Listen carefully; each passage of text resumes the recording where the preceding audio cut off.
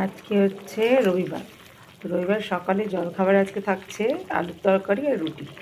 তার জন্য কালো দিয়ে কাঁচা লঙ্কা ফোড়ন দিয়ে টমেটো দিয়ে নতুন আলু দিয়ে একদম একটা মাখা মাখা তরকারি করব।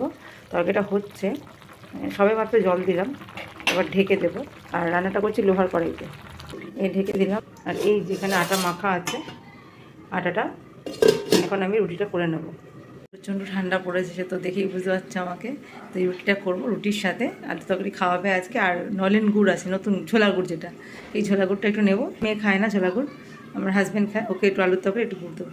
চলো কাজকর্ম সারি, রোববার সকালটা এভাবে শুরু করলাম। আর কদিন ধরে যা ঠান্ডা পড়েছে, ঘুম থেকে উঠে জলে যেন হাত দেওয়া হয় না। ট্যাঙ্কের জলগুলো একদম বরফ গোলা জল বেরোয়, তাই না?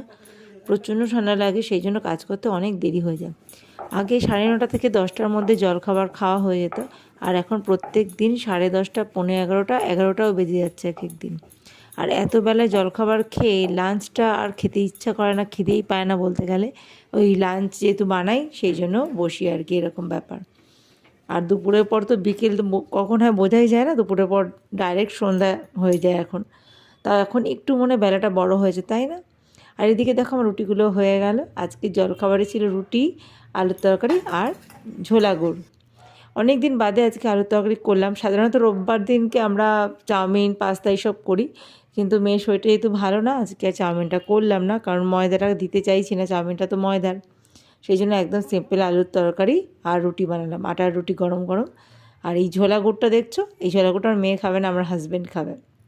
তো আমার হাজব্যান্ড খুব ভালোবাসে মিষ্টি খেতে, যে কোনো মিষ্টি ওর খাওয়ার সঙ্গে দিলে ওর ভীষণ ভালো লাগে।